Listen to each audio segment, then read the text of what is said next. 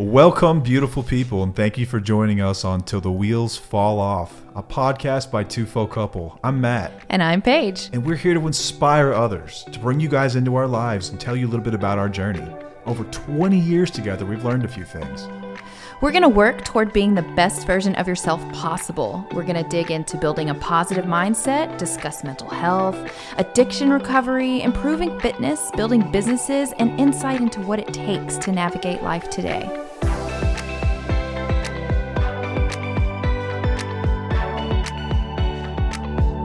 Welcome back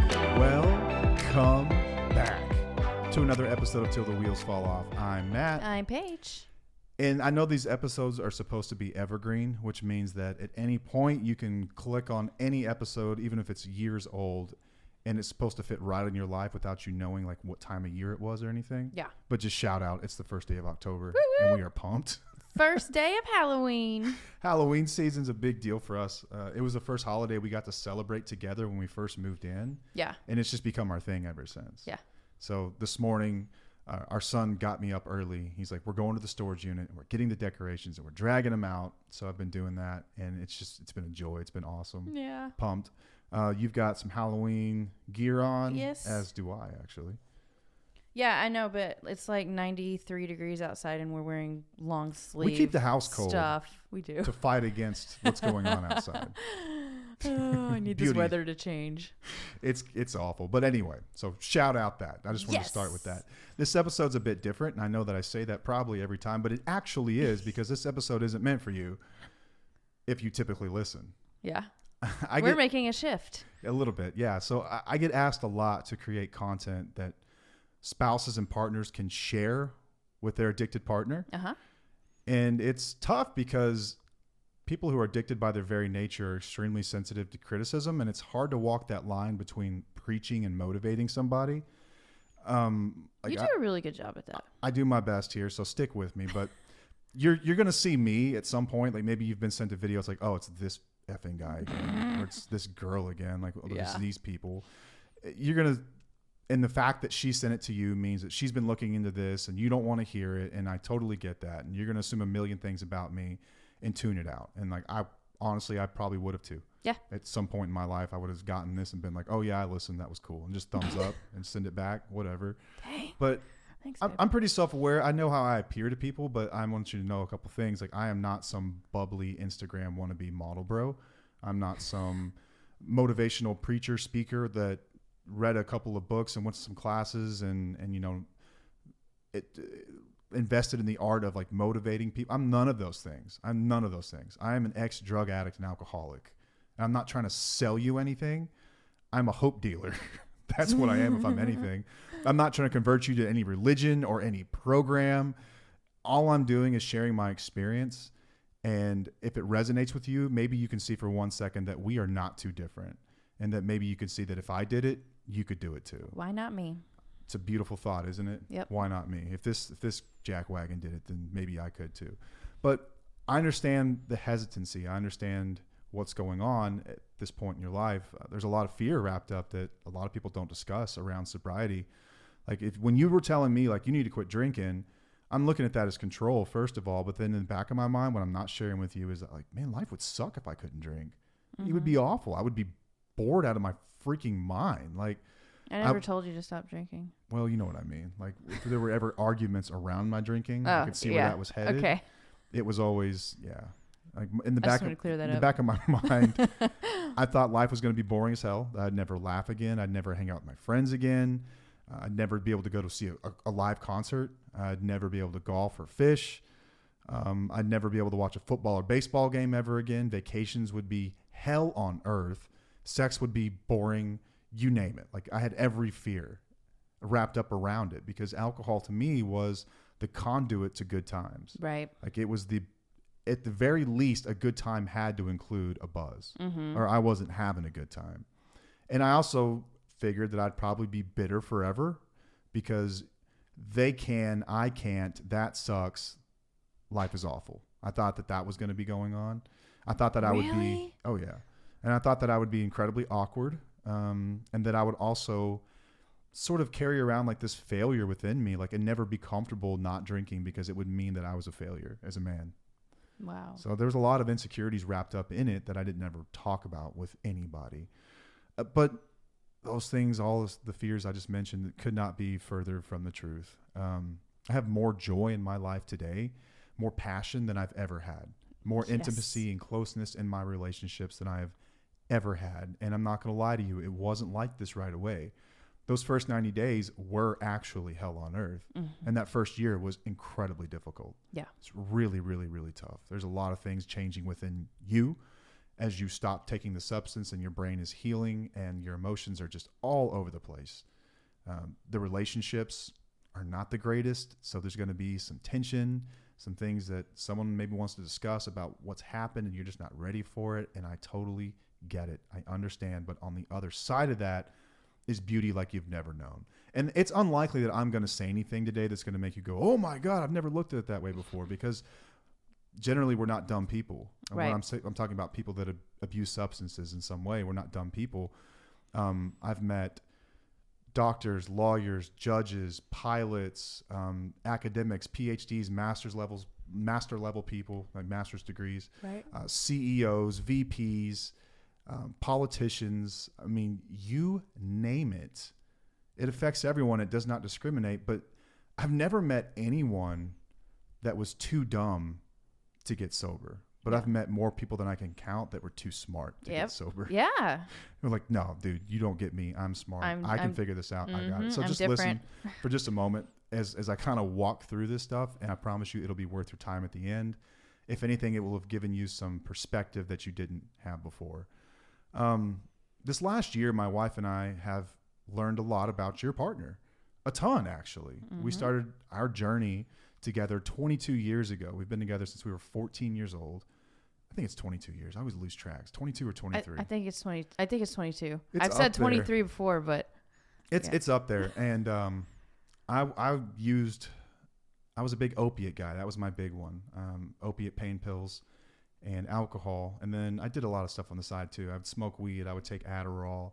I would mix in some benzos and some other things. But for the most part, it was those two. It was opiates and alcohol for 10 years in our relationship. And I hid this from her.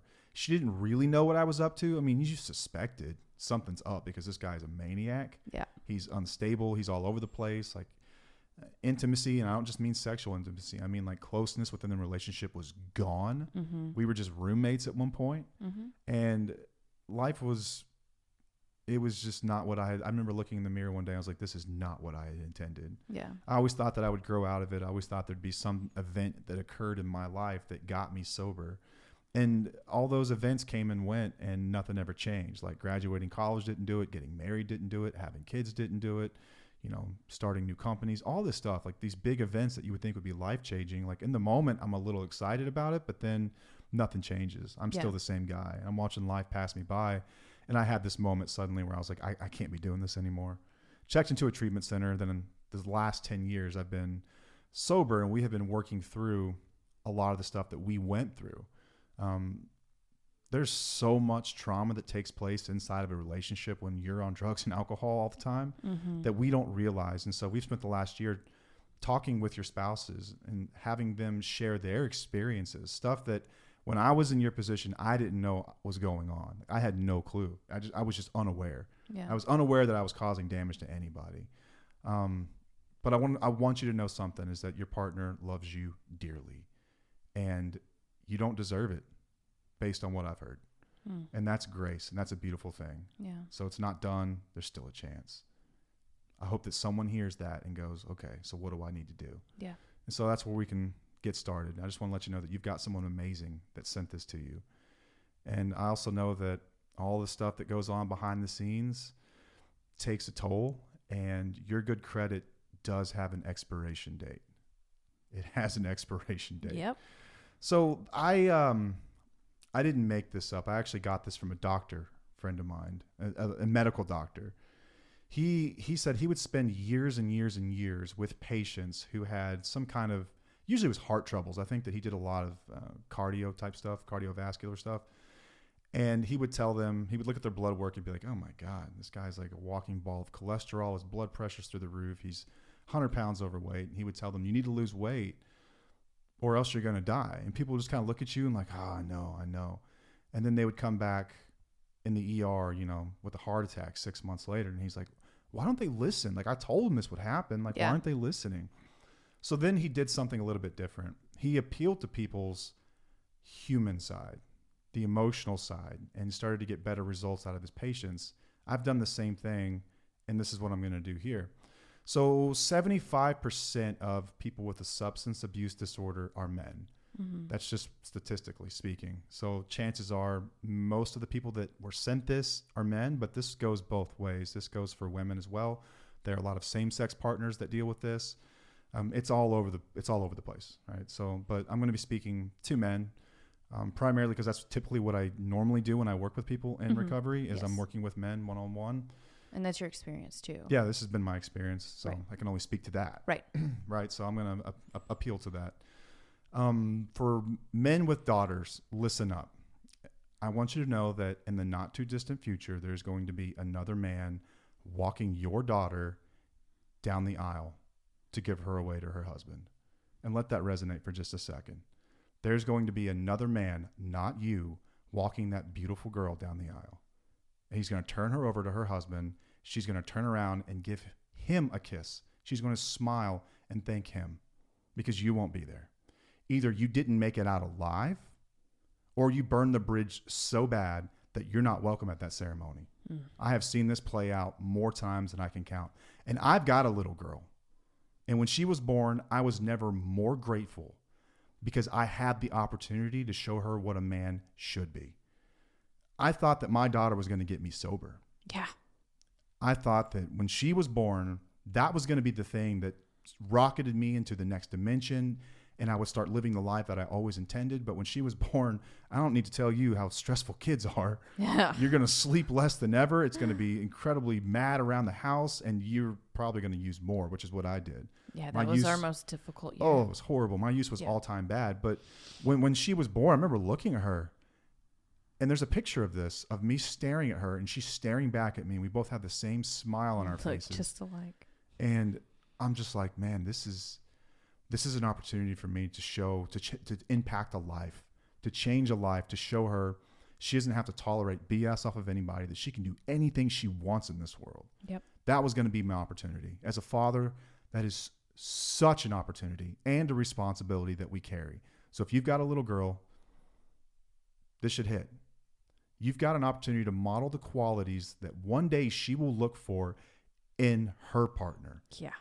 So you get a chance to be soft when needed, and you get a chance to be hard at other times, and show her when each of those is appropriate.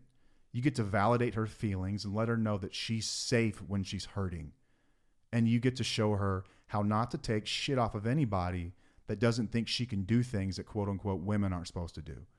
But I want guys to realize that if you've got a little girl around the house, she is watching the way that you interact with her mother. 100%. She is watching that as the example. And you're lying to yourself if you think that alcohol isn't affecting your presence and the way that you show up. Yeah. So maybe you can look at your use and say, well, it's not that bad. I'm not always drunk. But are you your best? Are you your absolute best at all times? No. Factually, no. Objectively, no. You are not. You're not your best.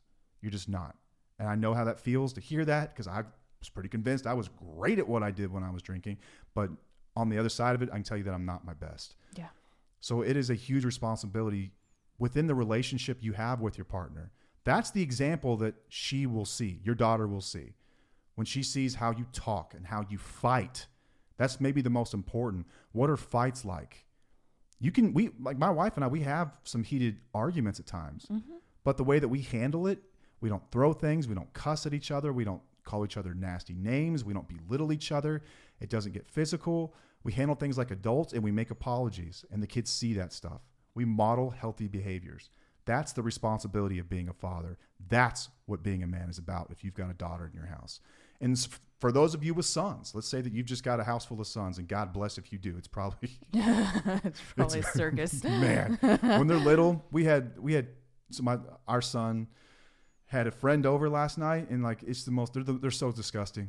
They're so disgusting. They are gross. They will fart on each other and just Yes. think that is the funniest thing. And they like twerk and stuff. Like, they'll just like twerk around the house. They're a mess. When they're little, they are such a mess, man. But it's fun though. They're amazing. They're amazing. Embracing every moment. I want you to know that as men in general, we are falling behind. This includes young boys. These are just facts. Mm-hmm. In school, the professional world, economically, socially, you name it. Being a man isn't just about going to the factory with a lunch pail anymore and then coming back home to crack a beer and your wife in her 1950s apron ask you how your day was. That doesn't fly anymore. That sailed long ago. Here's the problem. We didn't get the memo. Yeah. So we've got to be more well-rounded as men. Masculinity in the face of it has changed, but many men have not. Mm-hmm. We weren't told we had to. All we've ever been told was it's your job to go to work and provide. Yeah. It was never really explained to us. Hey, things have changed a little bit. Well, I don't know. Women are challenging y'all now. Well, yeah, but as men, we're not having these real conversations about what it is to be a man, what it is to be masculine. We think it's, be intimidating, be mean, and go to work. That's, I don't know, isn't that kind of sums up the definition of like what a male has been? Yeah. Like pretty aggressiveness, risk-taking behaviors, and provide. Yeah. But it's so much more than that. Mm-hmm. Like, be well-rounded. Be able to lift weights, read books, know about great poetry, have a killer instinctive business, show up authentically, validate and empathize with the feelings of others, and be able to defend yourself and your family when needed all at once. Yes. That encompasses what we're looking for today. This is what's required of men today. So if no one told you, I'm telling you now. But if you're a one-dimensional male raising a one-dimensional male, then we're all in trouble. Yeah. The definition of masculinity is changing, and we have to keep up.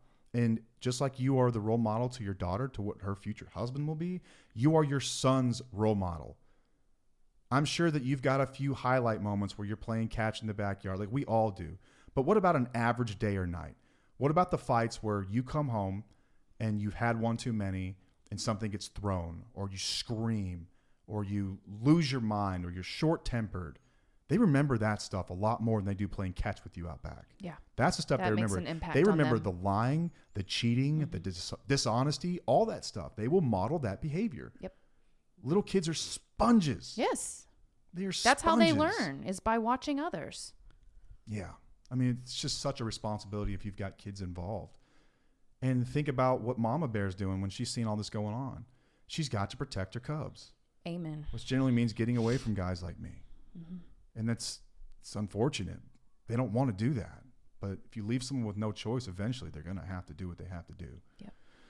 So maybe you don't have kids. Maybe you're just starting your lives together. I'm telling you, you have an amazing person in your life, and you're letting a liquid get in between you and the greatest thing that could ever happen to you. When you put it in those terms, it's just a liquid. It's a liquid in a bottle. Yeah. And somehow that gets in the way of everything that we dream. That gets in the way of the things that we wanted to do when we were little kids growing up. At some point, a little liquid, but it's heavier than that, man. And I know it's tough for spouses to hear that, but like, I'm here as an advocate for spouses and partners, but I'm also going to advocate what it's like to be an alcoholic or an addict for a moment, because it ain't easy. It ain't just a liquid. It's so much more than that. At some point, I just didn't feel comfortable in my skin, and I realized that if I drank alcohol, all the stress would just melt away. If I took a drug, all the stress would just melt away. And I felt like $1 million. I could handle any problems. Stuff just kind of rolled off my shoulders. Man, it was easy. And like those first, dozen or so times, it worked and I didn't have any consequences. I was like, I'll just do this from now on. Like, this is simple. I see everyone else doing it. What's the problem? Because drinking it's become so acceptable. Mm-hmm. It's become so freaking acceptable just to come home. Well, it's like, that's how people, they've had a really stressful job. They come home and that's what they do. Yeah. It's just to decompress, man. And it gets hooks in you, and then it becomes a behavior, and then it becomes an impulse, and then it becomes compulsive where you can't even control it anymore. Yeah. And it's all bets are off. It's so much more than just a liquid. It's not just the liquid. It's what the liquid does to us when we get it in our bodies. And for me, it was the only way I felt safe. The thing I liked most about drugs and alcohol, I don't think I've ever said this out loud, is that the guarantee of it all. I love that no matter what happened that day, inside of that bottle was a guarantee that I would feel exactly how I wanted to feel. Yeah. I couldn't control the world on an average day. I couldn't control that, some of my customers were going to say, get out of here. I don't want anything to do with you anymore. Now I got tough decisions to make. I couldn't control the fact that, someone got in an accident and it made me an hour and a half late and made me look like an idiot. Like that stuff, in each of those events leaves feelings that I didn't really know how to deal with. The stress, the anxiety and all that stuff, man. But if I got drunk, I knew exactly how I'd feel. And it was exactly what I was after. Just numb to it all. Nice and easy going. I'm happy now. I loved the guarantee of it all. I loved that. If there was a pill they sold that would just guarantee easy emotions, I would have done that. But it just happened to be alcohol. Yeah. But anyway, if you're just starting your lives together, that was kind of our story. So I started using before kids, and then used for a short period of time with our daughter. She was 9 months old when I finally got sober. Yeah. So I've had over 10 years now, and in that time, my wife and I have become as close as two people can possibly be. Like, she is my ride or die. And she would do anything for me. I mean, anything. But I almost lost it all. I was taking, on an average day, 20 pills per day just to get by. And that's not to have a great time and nod off and, look high. That's just to get by so I didn't get sick. 60 pills on a bad day, drinking daily, smoking. And at one point, I think you thought that I was the man that you had always dreamed of. And then something happened and suddenly now it's your worst nightmare. Yeah. Like, I was lying to you. I convinced you that you were crazy in arguments and that you were the one with the problem. Yeah. I talked down to you. I made you feel like you were 2 inches tall. And like, for what? What was all that for? To defend my fragile ego was at stake. That's what it was. I couldn't possibly be wrong. I couldn't be the problem, because that means I have to look at myself for a second. And I can't point out your faults. I have to just look at my own in a vacuum and say, what's going on with me? That's a scary thing to do. Yeah. And like I said, as men generally, or anyone who's masculine, we're not taught how to do this stuff. Like, I'm not saying it's an excuse, but consider the fact that we've never really been taught how to do this. Yeah. Like, we were taught by a generation that literally told us to rub dirt on it, get over it. Yeah. Like, from a very young age, I was smacked for crying. Right. That's how we dealt with stuff. That's how we dealt with stuff. If you get hit harder, I'll give you something to cry about. Yeah. These are things we say to little boys. And that stuff, we grow up to be men. Some of that stuff has a place. Don't get me wrong. Like, I'm not totally like, oh, you poor baby. Like, my son stubbed his toe the other night. Came downstairs limping like Kerry Strug in the 1996 Olympics. Like, his foot was about to fall off. And I was like, bro, you don't have to suck it up a little bit. I know that hurts, but we don't need the theatrics. Right. And he kind of looked at me like, what? I'm like, yeah, get upstairs. You're fine. There's a balance. There is. But I mean, this is how we were treated all the time. Right. All the time. Yeah. It was just, anything in one extreme or the other is not good. Yeah. But anyway, I was defending my fragile ego anytime I was acting like a fool. And I couldn't look my own actions in the face. I couldn't look myself in the mirror for what I really was. I was everything I swore I would never be at one point. And I realized that, like, in one of my lucid moments, I'm like, oh, crap. And then I realized that you weren't trying to control my life. You were trying to save it. Yep. I'm not saying that you didn't have things to work on. Yeah. And, like, that's the biggest backlash I get from people who are in addiction when their spouses are telling them, like, you need to stop this. The first thing they do is tell them, you're just as bad. You do this. You yell. You're unstable. You're depressed. You've got your own stuff. And sometimes they'll go as far as to say, you're the reason I do all this stuff. Man, bullshit. Bull. Like, stop. No, that's not true. And we both know that. Yeah. You are not that flexible. You know what I mean? Like, you are not that moldable. Yeah. Like, these are people. I know you're strong people. We are strong people. And we go to the beat of our own drum typically. Like, those are convenient excuses when you want to get someone off your back, but that's not the truth. I know that you did have things to work on. Yeah. But they paled in comparison to what I had to work on. I mean? It was tiny. Yeah. Your stuff was tiny. Yeah. And to be honest, I caused a lot of the stuff in you that I had problems with. Right. Like, oh, you're always depressed. Well, why do you think that is, smartass? You know, could it be? Yeah. Yeah, it was we because of me. we had a very unstable life. So yeah. Yeah, like, why are you so sensitive? You're always crying. Could it be because you snap and throw things and scream at me a lot? Yeah, and tell me that I'm wrong all the time. Yeah, and then I'm telling you that if you need to fix that stuff, and I'm not moving until you move. It doesn't work that way.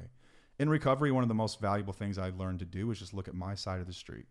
Stop worrying about my neighbor's grass and what his house looked like and just worry about mine. Such good advice. What's going on in my life that I can change today? Mm-hmm. And what you'll come to see is that a lot of people you have problems with around you suddenly get better as soon as you do, which is a tongue-in-cheek way of saying that we were the problem all along. Yeah.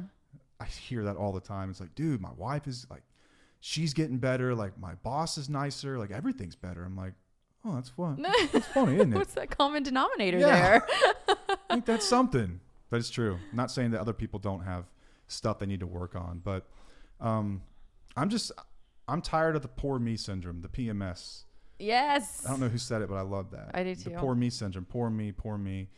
Like, your partner's challenging you to be a better man because she sees something in you that you can't even see in yourself right now.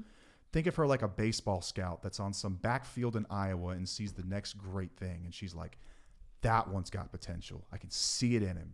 If he would just do X, Y, Z, everything would be right. And she's right.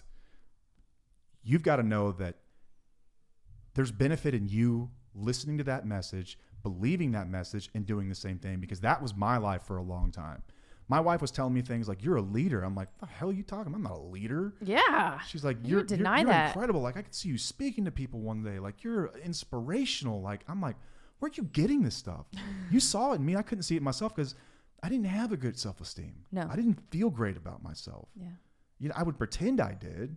Like that whole like narcissist persona we put on, but that wasn't real. That's all fake. That's fodder. That's for images and stuff, you know? But deep down, I didn't believe any of that stuff. But that's a gift if someone believes in you. And that's a gift. And she deserves it.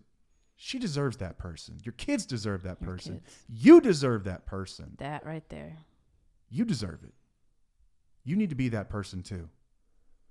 Life can get so much better. And I want to get that out there. I generally shy away from saying direct things like this because I never want someone to stumble across our content like their darkest moment and feel like they're left out or that this message was too harsh when they just needed someone to be gentle. But it's like, so be it. Like, I have a little bit of edge in me, and this is just what I believe. This is what I feel.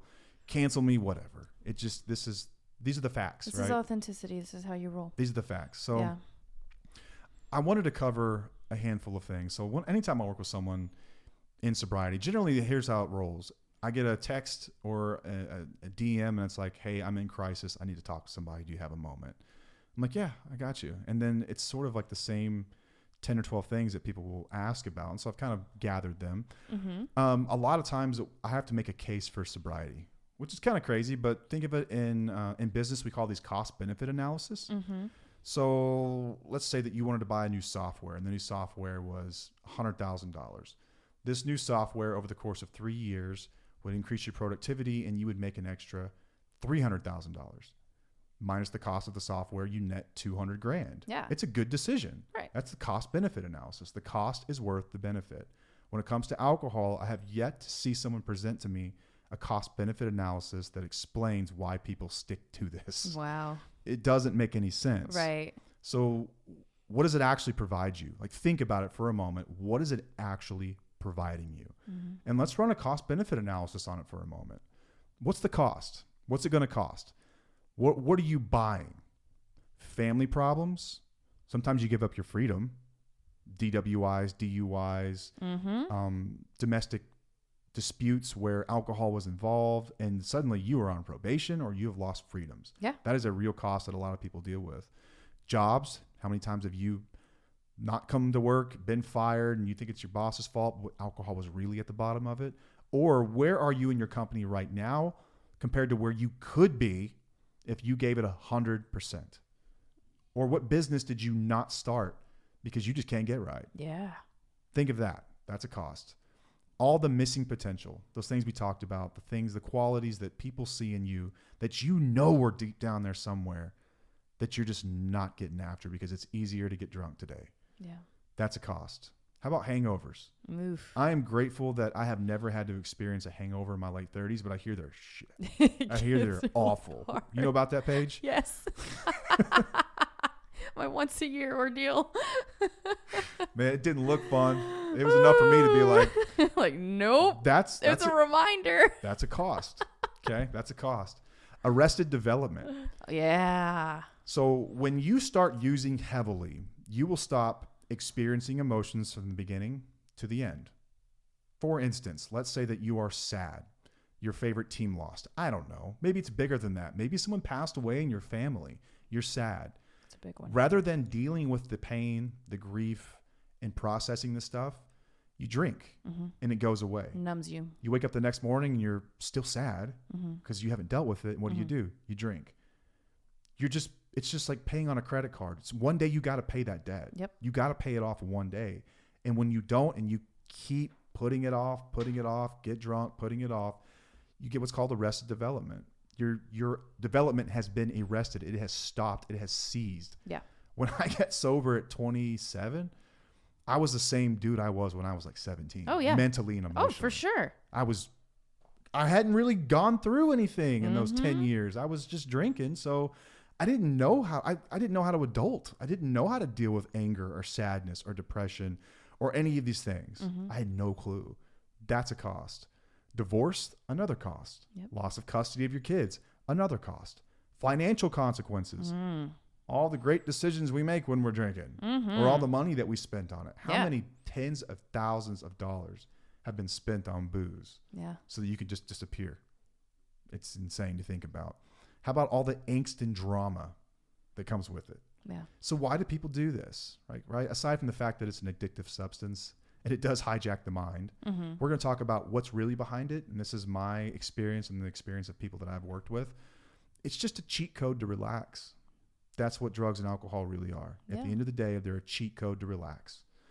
It's the fastest way to get from I'm uncomfortable to I'm good. Yeah. It's boom, instant, right? Yeah. It's also a lazy solution for boredom. Yes. So it's a cure for boredom for many people. Yep. It's an instant cure for awkwardness. It's literally a crutch. And it's not the fun thing it used to be because that has long since passed. But we just described some of the massive costs versus the benefits. Now here's another screwed up part is that the great obsession of every abnormal drinker is to think that one day you can drink like other people. Yeah. It's to remember and romanticize those handful of times that you got it just right. And like, man, remember that time we had 2 glasses of wine and we watched the sunset and that was just perfect. At some point, you crossed an invisible line and there ain't no going back. Yeah. We're all born cucumbers. Drugs and alcohol turn us into pickles. Pickles can't go back to being cucumbers. Like if you think you're going to try to control this deal, you're in for a long ride. Yeah. Like, I'm sure that people have learned and figured it out. I'm not going to say no one has. I've yet to see anyone do it though. But I've seen more people I can count try. Yeah. And they end up right back where they started, were. just absolutely miserable with their ass kicked again, going, what just happened, man? Everything was good for a week and now it's not. But it's, we want to romanticize those 1 or 2 times that things were just great. It's like, that's what I'm after. That's gone, man. That's gone. That ship sailed. It's long since past that. Remember the costs? Look at the costs. So what are some of the benefits? Okay, we get rid of our crutch. How about just some of the health benefits? Your blood work. Blood work looks good all of a sudden. They're not saying, hey, what's up with your liver? Your filter is giving out on you, dude. Weight loss, you sleep better. Stress levels regulate. You deal with it normally. Your emotions regulate. You actually have increase in gray matter in your brain. You increase the amount of synapses and neural connections in your mind when you remove alcohol. Yeah. Like they say that addiction is a disease because it changes the function of the brain, which is true up until a certain point. Because people recovered, they can go back, they do a brain scan on you before you ever drink. They measure how much gray matter you have in your brain. Then you use for an extended period of time, years and years of addiction. Yeah. Those areas become inactive. They are dead. They are gone. So we look at that and we say, all right, well, what's the point? I'm just screwed. And you can damage it to the point where you can't regenerate, but the brain is amazing. Yeah. They've done studies on people who have been sober for over a year and found that the amount of gray matter in their brain has increased beyond even levels before they started. Sometimes in cases of tens of percentage points, like 10, 12, 15, 20%. That's so more. cool. It's insane. Yeah. Like, you can teach yourself how to get through this. It's possible. It's possible.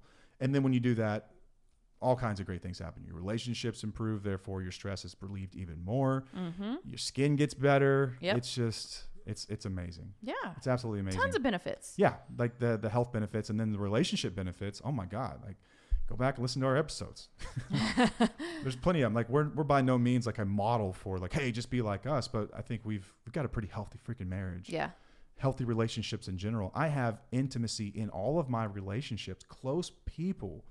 I don't have a lot of just little acquaintances because I don't have small talk stuff anymore. Like, I want to know what's going on with people. I want to learn from them. I want to figure out how you fixed your problems and see how I can apply that to my life. Yep. I want to know what's going on with you. I want to peel back the onion. You know, I'll come back to that, the onion thing. Why? It's just, you'll see. It'll run full circle here. Okay. But like, what does it really entail, right? Because I think a lot of people think about sobriety and they're like, man, what's the point? Like, that sounds lame. Like, I don't want to do that. Let's throw aside everything you think you know about it and just talk about some of the things that occur when we are recovered, once we've gotten better. Okay. You're going to act your age to a degree. Yeah.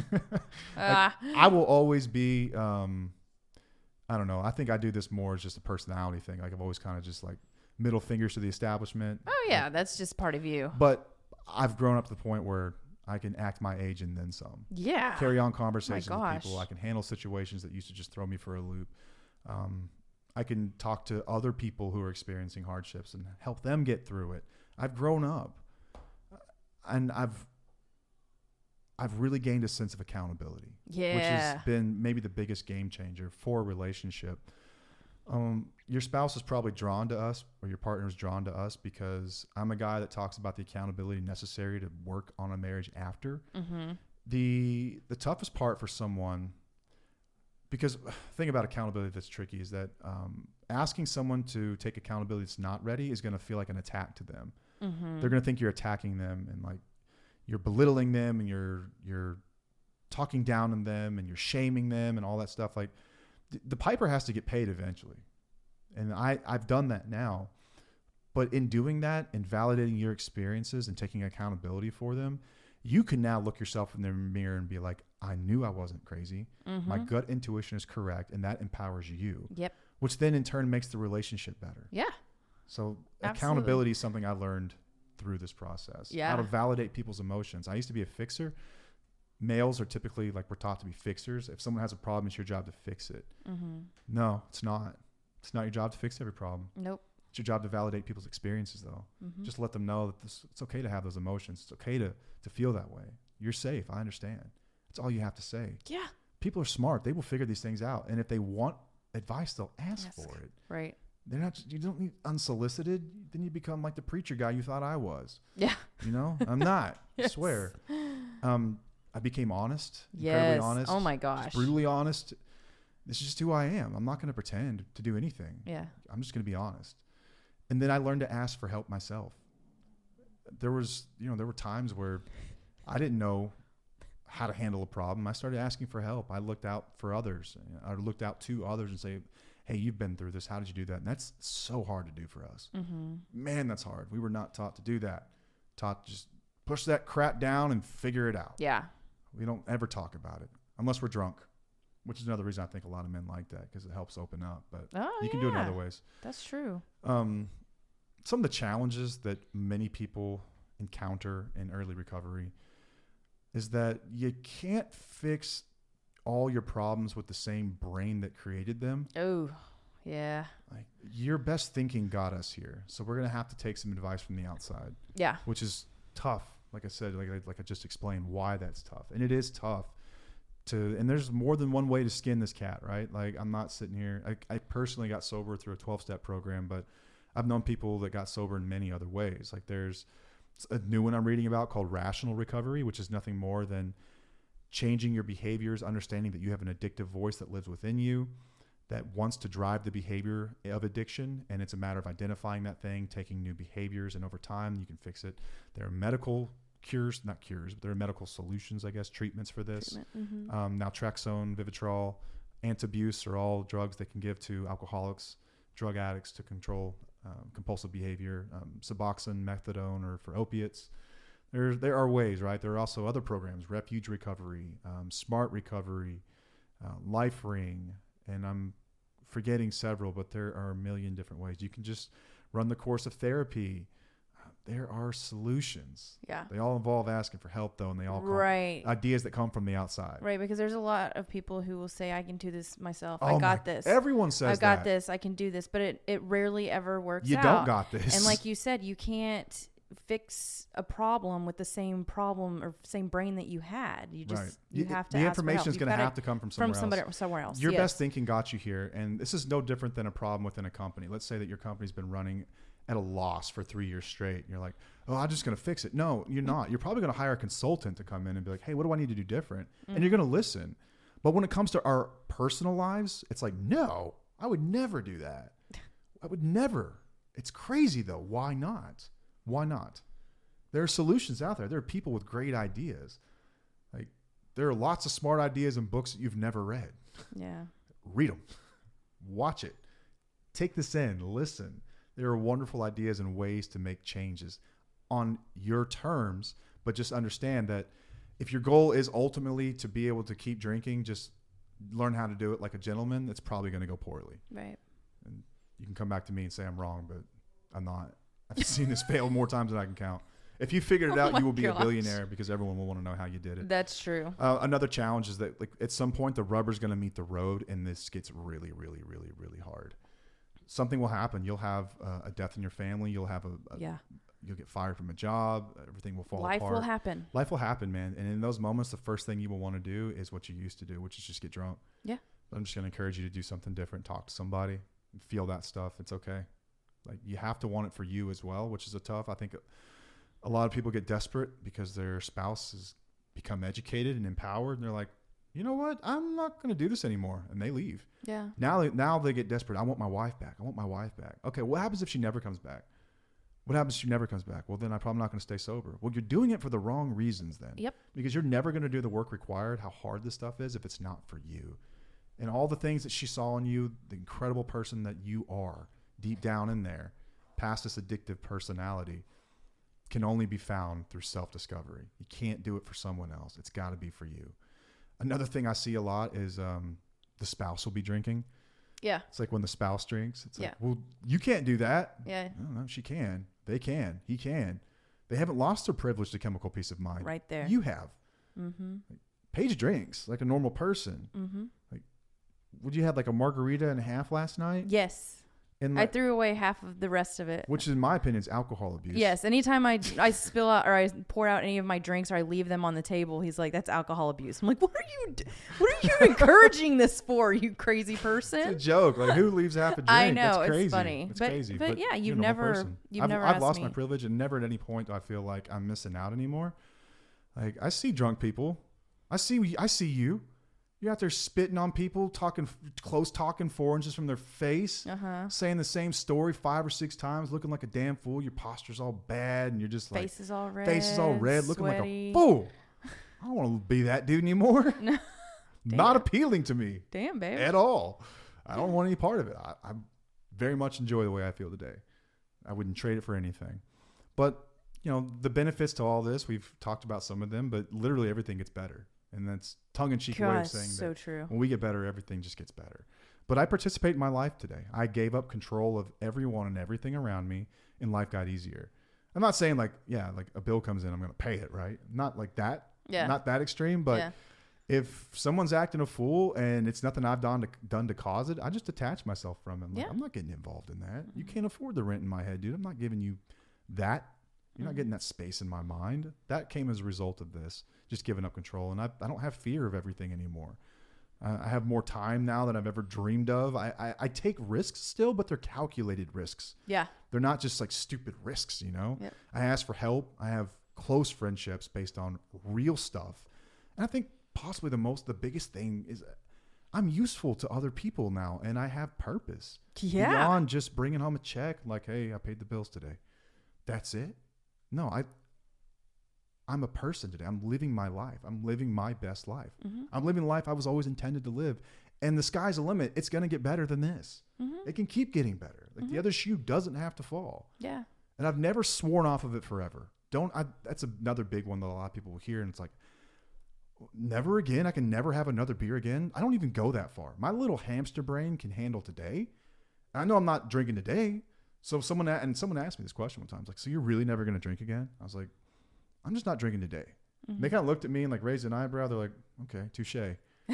Just not drinking today, man. Yeah. I don't make promises or guarantees. None of that. But like, what's the worst that could happen if you decide to walk this path? Like, I will refund your misery personally. You can have it back. Mm-hmm. But the other option of it, you get better and everything gets better. And you deal with your problems a lot better than you did before. Yeah, man. And like, I know that behind it's You hot there? warm, man. Yeah. I shouldn't have worn a hoodie. Sorry. I know that behind addiction is often a lot of pain and a lot of trauma, and people don't just decide to get drunk just because they like the effect. Now, many do, but there are many others that have a ton of trauma. And I know that we were not taught how to handle this. If you're a man listening to this, we weren't taught how to handle trauma. We were taught to stuff it down and keep walking. Stay strong. Do one foot in front of the other. Pull yourself up by your bootstraps. Quit crying. Suck it up and go. That's what we were taught to do. Men don't cry. Men don't have problems. But once again, masculinity is changing. But we were not informed. That's the thing. It's like, it's as much as I want to say it's like it's not men's fault. Like in some ways, like I think that a lot of failures in relationships in general boil down to communication. Well, yeah, that's why, men don't validate women, because y'all were taught not to validate emotions. Yeah. But doesn't mean it's not our responsibility to do it. Right. Just because I wasn't taught. Right. I have the responsibility still to do it. Yeah. I think that's a tough one that we battle with. It's like I'm in my 40s or 50s and I'm hearing this. I'm like, I'm supposed to change all of this all of a sudden? Not asking you to change everything all of a sudden. No. Acknowledge it and start to walk the path little by slow, one foot in front of the other, each day a little bit better. But the face of masculinity is changing. Yeah. And we haven't been kept up with. We've been looking at how to advance women for a very long time, and that's a beautiful thing. And women have gotten much better, but we've gotten left out in a lot of this. And the trauma that underlies a lot of this stuff, it's okay. I have it too. I have tons of trauma from my past, and it's okay to say that I'm not okay. It doesn't make you less of a man or less of a woman to admit that you're in pain. It's not your fault that you're in pain. If you were a child and you've got childhood trauma, you didn't have a part in that. You didn't. Your only part of it is that you're in your 40s and you're choosing to be a victim rather than a survivor, and to learn to process this stuff and find some way for that to empower you. I'm not telling you need to just let this stuff slide either. It's to look at it and own it. Yeah. To look at it and own it. It's really tough, but it's not your fault, but it is your responsibility to deal with. Here's the screwed up part about trauma is that alcoholics who've been through trauma know how bad trauma can be. But you know what we do when we drink and use? We give it right back to everyone around us. It's like we pass it out like stocking stuffers, like scratch off lottery tickets at the holiday party. Here, you have one. You have some trauma. We just give that stuff away to everybody. Mm-hmm. So it's sad. And it's depressing that the people who have it the worst give it right back to everyone around them, and it just spreads the cancer. Yeah. It just keeps going. It keeps going. But you can break the cycle. Break that cycle. Break it. It's tough to do, but you can do it. Yeah, it is. So again, like, my wife wasn't trying to control my life. She was actually trying to save it. Yours is probably doing the same thing. The nagging and all that. Just listen for a moment. Just listen. You're going to hear some hope in there. She's telling you what she sees in you, what she believes you can be. She's not asking you to up and do it today. But these are not huge requests most of the time. Yeah. It's like, could you just be sober and be home and like enjoy a movie with me? Could you just talk to me about my day? Could you ever wonder what's going on in my life? What about your kids? How about what's going on in your life? Tell me about how you feel. Participate in life. Yeah. They're not asking for a lot. Yeah. They're just not. I haven't seen that anyway. And in all fairness, maybe someone has crossed that line and they're asking for a lot. But I've just seen someone trying to save someone else's life generally is what we see. You ever heard that saying, be the person that your dog thinks you are? Yes. Be the person your dog thinks you are. Oh my gosh. Like when we walk in the house, you could have just, you could have just like cut up a family of 4 and put them in barrels and dumped them in the bottom of the ocean. But when you walk in your front door, your dog is going to think you are the greatest human on the planet. I don't care what you've done. Be the person your wife thinks you are. Yeah. Be the person your dog thinks you are. That's great. Have you ever heard that before? It always cracked me up. Because it's true. I could be like, I can come in, the goofy dog will look at me and like, he's just perfect. Look at him. He's beautiful. He's wonderful. I'm like, I love you, little dog. That's why dogs are great, right? Gosh. They don't call us on our BS. Yeah. Spouses will. Yeah. We've got a theory on that too. For why some people have too many pets. Yeah. We'll keep that. You're getting off track now. Okay, I'm sorry. There's no shame in having a problem, right? But stay in your lane. Let's own our stuff. Stop worrying about how miserable everyone else needs to be just so that we can make progress. Like, I will only change if you agree to change too. Like, that's not how this works. Let's just look at our side of the street and figure out what we can change. Let's own that. And my hope is that someone hears this and they hear maybe one thing and they're like, okay, when he said that, I felt hope. That's all I'm hoping for here. I'm using hope too much, but that's the only word I can think of. It's a great word. It's important and it's vital and it's powerful because many people didn't know that this was an option. Yeah. You could be happy and sober. Are you kidding me? For real. Didn't know that was possible. Yeah. I worked with a guy who told me that. He's like, wait, I could be happy and sober? Dude, yeah. Yeah. Totally. Like way happier than you can ever He's imagine. like, well, if you can show me how to do that, I'm in. Because the bottom line is that if you don't find a sufficient substitute for the joy that drinking gave you, you're going to go back. So reinvent yourself. Yep. Reinvent yourself. You can do that today. A lot of times when we get sober, suddenly we have this midlife crisis and we're like, okay, I'm divorcing my wife. I'm moving to Canada. I'm going to start a PhD program from a guy with the high school education. I'm like, whoa, back up. Let's not make any massive changes, at least for a year. Yeah. Let's kind of learn how to walk again, and then we'll go there. But if you want to get fit, that's wonderful. Start eating healthier. That's good. Reading more books. Okay, cool. Maybe start going to church or doing something for you. Okay. Chill on the big stuff, though, for just a moment. Run that by somebody before you up and have a midlife crisis. Right. So I hope that someone heard something from this. I hope that you've listened to this point this long and thought, okay, there's something to that. And this thing that my wife has found is probably not all BS. Because what we're doing at the end of the day, I hate to say this, we're educating and we're empowering and we're validating and we're helping your partner in their recovery, their own recovery journey. You will have yours if you choose, but they've chosen to have theirs. And that's why they come here and listen. Yep. That's why they come for the content, because they have their own. What will happen eventually, I hate to say this, but this is just what typically happens, is education is a powerful thing. And once someone becomes educated, you can't go back. Once you learn certain things, you can't go back. Once they learn that they could be happy without their addiction, which is you, you're on your own. Yep. But you have a chance still if you're listening to this. Yeah. And that's a beautiful thing. It's not too late. Yeah. It's not going to say it's easy. It is incredibly hard. It's going to be the hardest thing you've ever done. But she's going to figure this out. She's going to become empowered enough to say, you know what? I don't have to tolerate this stuff. And you would have missed out on the most amazing relationship that you would have ever had with somebody. It's just not worth it. It's not worth it. And I've seen this a million times when someone gets empowered enough to make the toughest decision of their life. The partner who's being left, the drinker, the drug person who's, I'm going to close this damn thing, person who's taking drugs, drinking is going to blame them. They're going to blame us. Yeah. We got insurance for that, but they're going to blame us. They're going to say it's your fault. It's all you. I've seen it a million times, but once again, you can't fix your problem with the same mind that created it. And if you do split and you go get in another relationship, you know what's going to happen? Same thing. Same thing. Or you're going to find someone as sick as you are. Yeah. And then it's like Bonnie and Clyde. Right. You're going to end up shot up on the side of the road somewhere in Louisiana in front of an old 40 Ford or whatever they were driving. That's what happens in those relationships. But it will follow you around. It'll just rinse and repeat. It'll be a cycle of your life. And maybe one day you'll figure it out. Maybe I should have done something about that. So maybe this is the intervention you need to hear something. Maybe this is what you need to hear. listen, I'm gentle. I walk that line between do no harm and take no shit as best I can. But sometimes you got to let people know what's really at stake here. Yeah. But on the other Gotta hand, get deep. that you are loved deeply. There's brilliance within you. Yes. And we can unlock it. You can get better. You can become 10 times better than you ever were. You can be remembered with the legacy of being an incredible person. But if you keep this up, it's not going to happen. It's just not. Yep. It's not. It's going to be an awkward funeral where they're going to beat around the bush and no one talks about what the real problem was. I've been to those too. I've seen more people.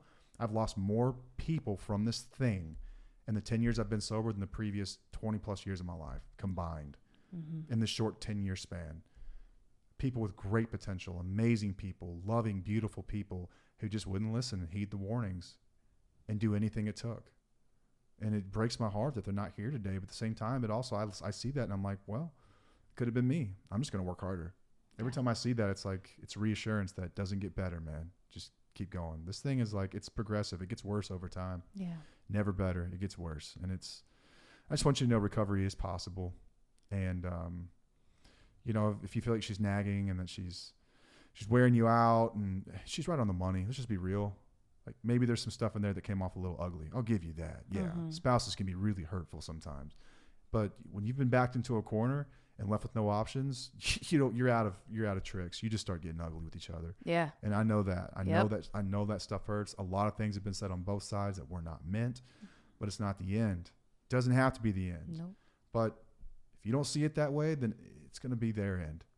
They're going to hear something from us or another creator like us. You can't stop education. You can't stop someone that wants to be better. Yeah. They're eventually going to figure it out for themselves. But if you're like me, it's okay. There's millions of us. There's a million more in the ground, though. But you can recover, or you can run that well-worn path straight into the dirt. It's your call. I hope it was helpful. Yeah. That's all I've got, really. I think it's good. You think so? Yeah. Is there anything I didn't cover? No, you covered everything. Okay. Well, and if I think of anything else, then we'll do. I know it's a bit of a heavy episode, and I hope that someone listened to this all the way through. At least one person did. But it's designed for you to share with somebody in your life who's struggling. You don't really know how to have that conversation. It's a tough conversation to have, and I get that question a lot. It's like, how do I bring this up? Like how serious this is? Because as soon as I do, they freak out on me. And they get mad. It gets turned around. I'm like, well, I can have it. They can't yell at me. Maybe I get a nasty email or something. That's fine. Whatever. That's okay. I'll delete it. But whatever. You can yell at me, but you've got thick skin. Yeah, I don't care, man. You can yell at me. Yell at me. That's fine. You can yell at me. I don't care. But when it comes to these conversations, they're tough to have because there's really not a nice way to say that our life is falling apart and I feel like your drinking has something to do with it without you feeling a little bit shamed and a little bit victimized and bashed and battered. And I totally get that, but take a couple deep breaths and sit here with me and be like, yeah, okay, maybe I have to some degree. That's fine. Yeah. And I've never to this day, I have not met someone who's in a relationship with an active drinker or drug user who doesn't want to work some sort of collaborative recovery where they want to like, hey, I want to work on my stuff and I want you to work on your stuff too. Yeah. And when people do that, man, you can't separate those two. That is a force. That's a beautiful thing. That's what we've done. I've worked my recovery. You've worked yours. We work it together separately. And that's a beautiful thing. That's a powerful thing. Yeah. Some people get to that point, but the other side of this, the more common, is that someone's going to recover and the other one ain't. Yeah. And that's tough to watch. But hey, man, we're here to help spouses veer. Yes. Validate, empower, educate, work their own recovery journey. Yes. And that's what we are here to do. But I'm your friend. I'm not your enemy. You may think of this that way, but hey, man, I'm just educating people. Yeah. That's all. They make their own decisions. I don't tell anyone what to do, but they can figure it out. They are not dummies. All right. Well, that's it for our first episode of fall. Pumped about the season coming up. Yeah. Supposed to get our first cold front. I can't wait. Like 82 degrees. And the low is going to be in the 50s. Oh, it's going to be great. Having coffee on the porch. Oh, it's going to be wonderful. Yep. Things we get to do now. Once again, another benefit. Yeah. It's a beautiful life, man. It's out there for you if you want it. All right. Well, until next time, I am Matt. I'm Paige. And we'll see you. Bye.